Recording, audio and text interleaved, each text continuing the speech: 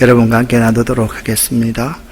이 시간 하나님께서 우리에게 주시는 말씀은 사도행전 3장 12절부터 16절까지의 말씀을 합독하겠습니다. 베드로가 이것을 보고 백성에게 말하되 이스라엘 사람들아, 이 일을 왜 놀랍게 여기느냐?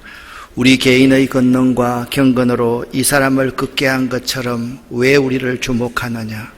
아브라함과 이삭과 야곱의 하나님 곧 우리 조상의 하나님이 그의 종 예수를 영화롭게 하셨느니라. 너희가 그를 넘겨주고 빌라도가 놓아주기로 결의한 것을 너희가 그 앞에서 거부하였으니 너희가 거룩하고 의로운 일을 거부하고 도리어 살인한 사람을 놓아주기를 구하여 생명의 주를 죽였도다. 그러나 하나님이 죽은 자 가운데서 그를 살리셨으니 우리가 이 일의 정인이라. 그 이름을 믿음으로 그 이름이 너희가 보고 아는 이 사람을 성하게 하였나니 예수로 말미암아 난 믿음이 너희 모든 사람 앞에서 이같이 완전히 낫게 하였느니라. 아멘. 누가에게 가장 영향을 많이 준 분은 예수님입니다. 누가는 사도 바울의 선교 여행의 동행자였습니다. 누가는 누가문서를 기록했는데요, 공간복음, 마태복음, 마가복음, 누가복음 세 권은 똑같이 예수의 활동을 기록하고 있습니다. 그런데 누가문서만은 누가복음이 창권이고 사도행전이 하권이기 때문에 예수의 활동과 누가문서는 그 제자들의 활동도 기록하고 있습니다. 그런 의미에서 일부인 누가복음은 예수의 활동에 대해서 기록하고 있고, 이부인 사도행전은 제자들의 활동에 대해서 기록하고 있습니다. 누가는 성령의 사역에 대해서 그의 저서인 누가문서에서 집필을 합니다. 그런 의미에서 보면 일부는 누가복음은 성령을 통한 예수의 활동을 말하고 있고, 이부 사도행전은 성령을 통한 제자들의 활동에 대해서 언급하고 있습니다. 누가는 제자들과 그들 공동체를 변화시킨 성령에 매우 관심하고 있습니다. 그렇다면 누가가 바라본 예루살렘 공동체의 특징은 무엇일까요? 누가는 주도 면밀한 사람이었습니다. 철저하게 고정하고 합리적으로 관찰하여서 예수의 제자들의 삶을 사도행전에서 그의 공동체에 대해서 정언을 합니다. 사도행전에 나타난 신앙 공동체로서의 교회의 특징은 첫 번째는 본질을 추구하는 신앙 공동체였다라는 것입니다.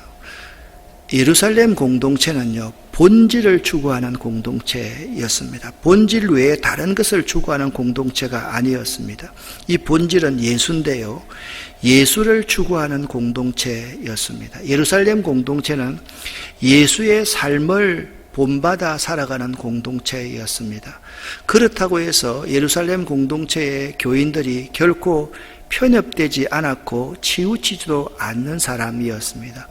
예수님의 어린 시절을 누가는 이렇게 표현하고 있습니다. 예수는 그 키가 자라고 지혜가 자랐다라고 말하고 있습니다.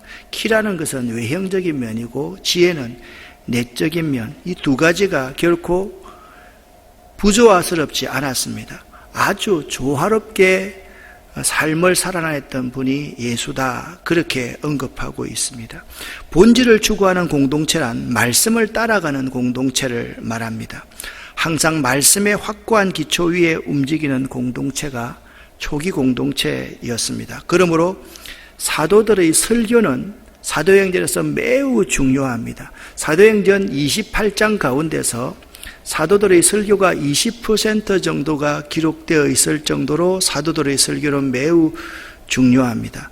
베드로의 설교, 스데반의 설교, 사도 바울의 설교가 약 20여 차례 기록되어져 있습니다. 또한 이 예루살렘 공동체의 특징은 성령에 의한 신앙 공동체였습니다.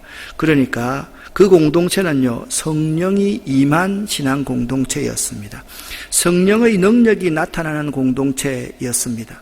성령의 능력으로 선교하는 신앙 공동체가 예루살렘 초기 공동체의 특징이었습니다. 성령이 임하자 공동체의 마음이 하나가 되었습니다. 그들은요, 약속한 성령을 기다리면서 합심해서 기도하니까 성령이 내리자 그들 교회 모든 교우들은요, 은사를 나누는 공동체가 되었고, 물질을 나누는 공동체가 되었고, 치유의 공동체가 되었고, 선교의 공동체가 되었던 것입니다.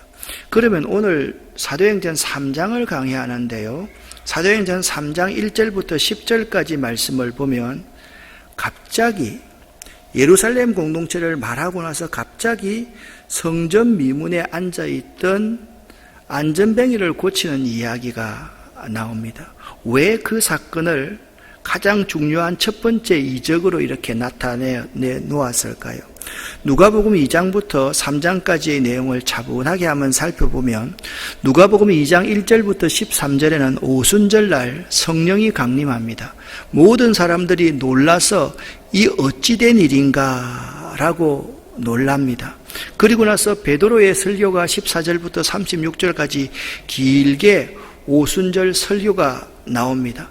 베드로의 설교를 듣고 37절부터 40절은 개종한 첫사람들이 나기 시작했는데 그날 회심한 사람들이 3,000명이나 되었다라고 말씀하고 있습니다. 그들은 사도들의 가르침을 받고 서로 도와주며 떡을 떼며 오로지 기도에 전념하는 사람들이었습니다. 그리고 가장 이상적인 교회의 모형인 예루살렘 공동체가 사도행전 2장 41절부터 47절에서 나옵니다. 그리고서 3장 1절부터 10절에 나면서부터 다리가 장애를 갖고 있는 사람을 고친 이야기가 나옵니다.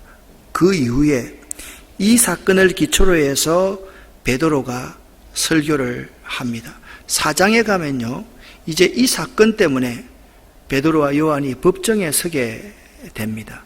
4장, 5장은 박해와 가중되는 박해가 기록되어져 있습니다.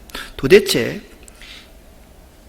교회가 형성되고 공동체가 형성되고 나서 교회가 박해받기 전에 왜 누가는 사도행전 3장에서 나면서부터 안전병이 된 자를 고친 이야기를 기록했을까요? 여러분, 제자들 사도들은요, 변화된 사람이었습니다. 사도들 중심으로 변화된 신앙 공동체의 사람들에게 그리고 많은 대상들에게 이 안전뱅이를 고친 사건을 통해서 예수 그리스도를 증거하려는 의도로 이 이야기를 언급해 놓고 있음을 알아야만 합니다. 이제 누가는요, 말씀드렸듯이 바울과 선교여행을 함께 했던 사람이었습니다. 이 바울을 먼저 드러낼 수가 없었습니다. 그래서 이 예수와 바울 사이에 가교 역할을 하는 사람으로서 신앙 공동체의 지도자 베드로를 사도행전 2장부터 12장에서 드러내고 있는 것입니다. 누가가 생각하기로는 이 초기 공동체의 지도자가 매우 중요하다고 생각했습니다. 그래서 지도자의 열정이 담긴 말과 생각과 비전이 신앙 공동체의 미래다는 생각을 누가가 하였던 것이죠. 자, 누가복음 3장 1절부터 10절까지의 말씀을 함께 나누어 보겠습니다. 제9시 기도 시간에 베드로와 요한이 기도하러 성전에 올라갔습니다. 나면서 못 걷게 된 이를 사람들이 메고 왔습니다. 이는 성전에 들어가는 사람들에게 구걸을 하기 위해서 날마다 미문, 뷰티풀 게이트라는 성전 문에 두는 사람이었습니다. 그가 베드로와 요한이 제9시 기도 시간에 미문이라는 성전문에 들어가는 것을 보고 구걸을 하기 시작합니다. 여기 제9시 기도 시간이라는 것을 여러분이 잘 알아야만 됩니다. 우리나라는 해 뜨는 시간이 오전 6시라고 보고요. 정오, 해가 중천에 있는 것을 정오라고 생각합니다. 해 지는 시간이 오후 이제 3시부터 또 6시까지 이렇게 됩니다. 그런데 유대인들은요, 그렇게 생각하지 않았습니다. 해 뜨는 시간이 0시이고 해가 중천에 떠 있는 시간이 제6시입니다. 그러니까 제3시면 우리나라 시간으로 몇 시겠습니까? 오전 9시가 되는 거죠. 그럼 제9시는요, 우리나라 시간으로 오후 3시가 되는 것입니다. 그러니까 제9시 기도 시간이라는 것은 오후 3시 베드로와 요한이 기도하기 위해서 성전으로 올라간 그 시간에, 원래 경건한 유대인들은요, 하루에 3번씩 기도를 합니다. 오전 9시, 정오 낮 12시, 오후 3시에 시간을 정해놓고 기도를 하였습니다. 이것은 율법이 아니라 그들의 관례, 관습이었습니다. 지키지 않아도 되지만 그들은 오전 9시, 정오, 오후 3시에 기도했는데, 그날은 베드로와 요한이 오후 3시에 기도하러 성전에 올라갔습니다. 그때 나면서부터 못 걷게 된 이가 있는데, 나면서부터 못 걷게 된 이것을 원어로 직역해보면, 그리고 그의 어머니의 태에서부터 안전병이었던 사람 하나가, 이렇게, 그러니까 그는 중간에 사고로 다친 것이 아니고 태어날 때부터 40세가 되는 지금, 어디에 40세가 나옵니까? 여러분, 성경은 항상 전체적으로 봐야 됩니다. 다음 장인 4장 22절 말씀을 보면 이 표적으로 병 나은 사람은 40여세나 되었더라 라는 말씀이 나오기 때문에 그렇습니다. 그러니까 40여 년 동안 하체가 마비된 고통을 지닌 사람으로서 이 사람은 나면서부터 못 걷게 된 사람은 나을 희망이 전혀 없는 사람을 말하는 것입니다. 나을 희망이 전혀 없는 사람이 베드로와 요한에게 구걸을 하기 시작했습니다. 요점을 정리하자면 그는 40년간 장애를 가지고 있었기에 누군가의 도움이 없으면 살아갈 수가 없는 사람이었습니다. 그에게는 희망이 없었습니다. 그는 구걸하는 사람이었습니다. 그는 성전 안에 들어가지 못하고 성전 앞에 있는 사람이었습니다. 성전 밖의 사람이었습니다. 이 성전 밖의 사람, 나면서부터 장애를 가지고 있는 40년간 장애를 가지고 있는 이 사람을 바라보는 지도자 베드로의 눈은 달랐습니다. 다른 사람들은 그냥 흩날리고 지나가고 스치고 지나갔을 때 베드로는 나면서부터 장애를 가진 사람을 눈여겨보았다라고 성경은 정언하고 있습니다. 그리고 그에게 말을 걸었습니다. 우리를 보시오 라고 말을 겁니다. 그러니까 그가 무엇을 얻을까 하여 빤히 베드로를 보았습니다. 이때 베드로가 말하기를 은과 금은 내게 없으나 내게 있는 것을 그대에게 주노니 나사렛 예수 그리스도의 이름으로 일어나 걸으시오 하고 그의 오른손을 잡아서 일으켰습니다. 그는 즉시 다리와 발목에 힘을 얻어서 뻘떡 일어나서 걸었다라고 정언하고 있습니다. 여러분, 이 얼마나 놀라운 사실입니까? 아예 어머니 태에서부터 걸어본 적이 없는 아이부터 자랐기 때문에 그의 다리는 거의 사용하지를 못하는 그러한 다리였을 거라고 상상할 수가 있습니다. 그가 오른손을 잡아 일으키니까 벌떡 일어나서 걸었다. 무엇 때문에?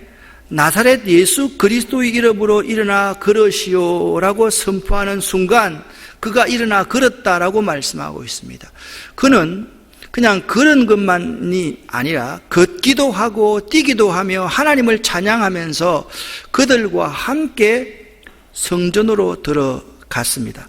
사람들은 모두 그가 걸어다니는 것과 하나님을 찬양하는 것을 보고 또 그가 미문 곁에 앉아 구걸하던 바로 그 사람임을 알고서 그에게 일어난 일로 인하여서 몹시 놀랐으며 이상하게 여겼습니다. 자, 여러분, 의사 누가는 이 사실을 목격한 사람의 목격담을 들으면서 이 사건을 통해서 하나님이 하시려는 놀라운 일을 지도자 베드로를 통해서 하실 것을 보았다. 그게 뭡니까? 사람들은 모두가 그 사건을 몹시 놀랍게 여겼으며 이상하게 여겼다라고 정언을 하면서 누가는 이 사람을 통해서 예수를 증언해야 되겠다라는 사실을 분명히 밝히는데 그 지도자가 누구냐?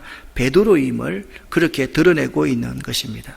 베드로는 성령의 능력이 임한 지도자였습니다.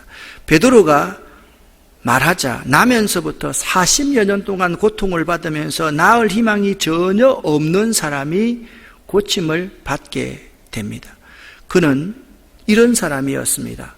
문턱이 하도 높아서, 성전 문턱이 하도 높아서 문턱 밖에 있는 사람이지 이 문턱을 넘어서 건너갈 수가 없는 사람이었습니다. 지도자 베드로는 영적 문턱을 그가 넘도록 도와주는 역할을 했다라고 말씀하고 있습니다. 우리가 주목해야 할 것은 그가 성전 안에 들어가 하나님을 찬송했다라는 것입니다. 이 사건을 통해서 누가가 증언하고 싶은 분명한 메시지가 있습니다. 그 시대는요, 이 장애를 가진 사람이나 이방인들에게는 성전이 문턱이 높았습니다. 성전이 아무나 들어갈 수 있는 것이 아니었습니다. 그들은 성전 밖에 있을 수밖에 없고 성전 앞에 있을 수밖에 없는 사람이었습니다. 그러나 성전 밖에, 성전 앞에 있는 그 사람이 고침을 받고 성전 안으로 들어가 하나님을 찬송했다는 것을 통해서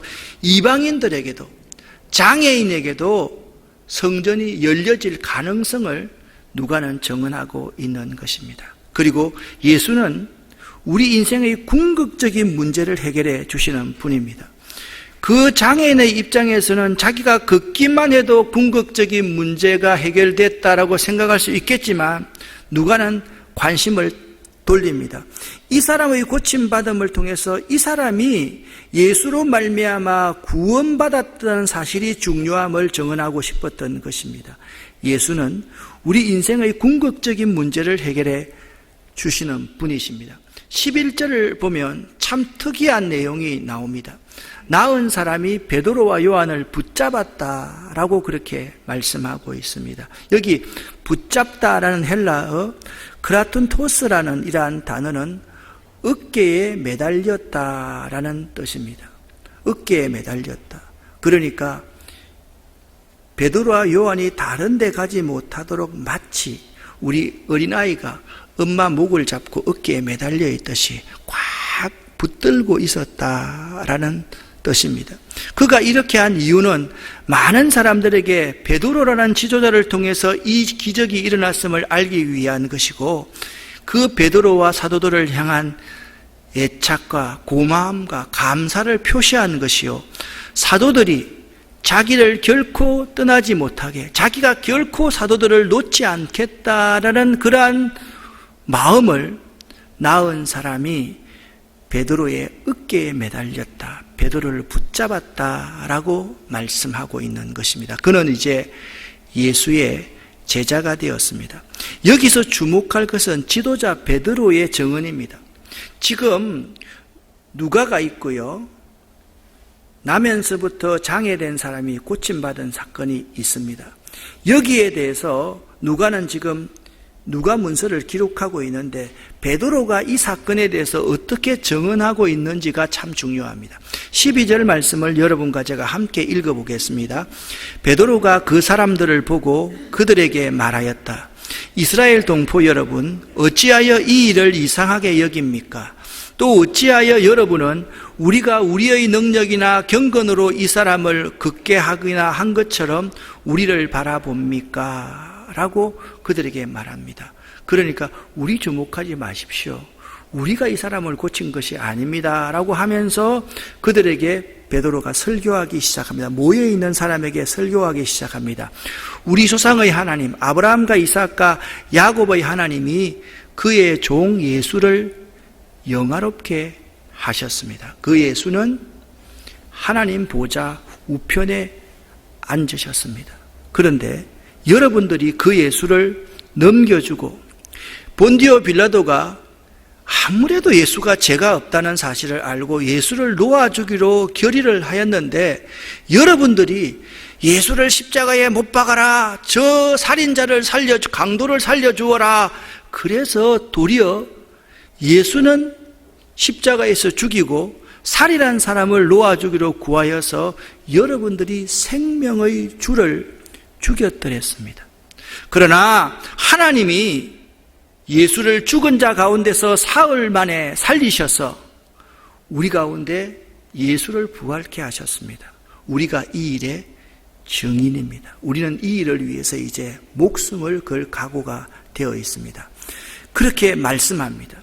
오늘 이 사람이 나면서부터 40년 동안 한 번도 걸어보지 못한 이 사람이 나은 것을 여러분이 보고 알지 않습니까? 지금 목도하고 있지 않습니까? 그 이름을 믿었기 때문에 이 사람이 나음을 받았습니다. 그 이름이 이 사람을 성하게 만들었습니다. 예수로 말미암아 난 믿음이 여러분 모든 사람들 앞에서 이같이 이 사람을 완전히 낫게 하였다라고 베드로는 설교하고 있는 거예요. 모인 사람들에게 설교하고 있는 거죠. 그러니까 이 나면서부터 걷지 못하는 사람을 낫게 하신 것, 이걸 통해서 지도자 베드로가 예수의 십자가와 부활을 증거하기 위한 귀한 소스로서 누가는 이 자료를 앞에 넣고 있는 것입니다. 베드로는 이렇게 말을 합니다. 우리가 이 일의 증인이라고 이야기를 합니다. 베드로는 증언합니다. 예수의 이름이 예수로 말미암아 난 믿음이 그를 완전히 낫게 하였느니라 그렇게 증언합니다. 그래서 누가는요, 자기 누가 문서를 읽고 있는 독자들에게 그리고 오늘날 우리들에게 이렇게 증언을 합니다. 어떤 사람이라 할지라도 예수 이름을 믿으면 구원받을 수 있습니다 라는 메시지를 던지고 있는 것입니다. 저자 누가의 증언의 요지는 이렇습니다. 이 모든 일의 주체는 성령이었다라는 점을 누가는 증언하고 있습니다. 그리고 성령은 개인과 공동체를 놀랍게 변화시킨다라는 관점으로 누가는 누가 문서를 기록하고 있습니다. 누가는 나을 희망이 전혀 없는 사람이 희망을 가졌듯이 여러분들에게도, 이방인에게도 희망이 있고 장애우에게도 희망이 있고 그리고 여인들에게도 희망이 있고 가난하고 불쌍한 여러분들에게도 희망이 있습니다 라고 증언하고 있는 것입니다. 사랑하는 여러분, 지도자는요 영적 문턱을 넘을 수 있게 도와주는 자입니다. 사람과 사람 사이에 참 문턱이 높은 사람이 있습니다. 믿지 않는 사람들이 교회의 문턱 안으로 들어오는 것이 참 어려울 수가 있습니다. 교회에 들어왔지만은 우리 친한 우리들끼리의 그 문턱을 들어온 다른 성도가 넘지 못할 수가 있습니다. 문턱이 너무 높을 수가 있습니다. 지도자는요, 문턱을 넘을 수 있게 도와주는 자입니다. 지도자는요, 희망이 없는 자에게, 절망하고 있는 자에게 희망을 가지게 하는 자가 지도자입니다. 지도자에게 역사하시는 성령이 이 놀라운 사역을 하시는 것입니다. 그런데 오늘날 우리들의 문제가 도대체 무엇입니까? 우리들의 문제는 이렇습니다. 성령이 주체가 아닌 인간이 주체입니다. 오늘날 우리들의 문제는 무엇입니까? 변화하려고 발부둥치는 개인과 공동체가 없습니다. 특별히 교회가 없습니다. 변화를 거부하는 시대입니다. 항상 현상을 유지하려고 하고 기득권을 가지려고 하고 자기가 변방에 있을 때는 변방에서 중심으로 들어가면 뭔가 새롭게 할 것 같은데 중심에만 들어가면 그 기득권을 누리려고 하는 것이 우리들의 모습입니다. 바깥의 모습이 아닙니다. 교회 내에서 우리끼리의 모습에서 변화를 거부하는 시대에 살아가고 있다라는 것입니다. 그리고 교회와 개인이 희망을 주지 못합니다. 많은 교회와 개인들, 믿는 사람들이 세상 사람들에게 희망을 주어야만 할 터인데 세상 사람을 좌절시키고 절망시키는 것이 오늘 우리네 현실입니다. 나만 치유받고 나만 고침받고 나만 잘되면 된다라는 이러한 사고가 그들을 절망 가운데로 내몰고 있다라는 점을 알아야만 합니다. 지도자들이 영적 문턱을 넘을 수 있게 도와줘야만 합니다. 여러분 기억하십시오. 지도자는 직업이 아닙니다. 목회자는, 교회 직원들은, 이 세상의 교수들은, 의사들은, 그리고 모든 지도자들은 직업이라고 생각해서는 안 됩니다. 직업이라고 생각하면요, 아침 9시에 출근했다가 오후 5시에 퇴근해야만 합니다. 퇴근 이후에는 전화도 안 받아야만 합니다. 그게 아닙니다. 정말 문턱이 높아서 도와달라고 하는 사람은 새벽 1시에도 도와달라고 할 수가 있습니다. 그런 사람에게 바로 달려갈 수 있는 사람들이 지도자여야 한다라는 것입니다. 지도자에게 꿈과 희망이 없으니 세상 사람들에게 희망을 줄 수도 없고 꿈을 줄 수도 없는 것입니다. 그저 지금 현재 여기서 만족하는 삶을 살아서는 우리가 이 세상을 변화시킬 수 없음을 알아야만 합니다. 지도자는 항상 희망을 쫓아서 가고 꿈을 먹으면서 가고 꿈을 제시하는 사람이 될 수 있어야만 됩니다.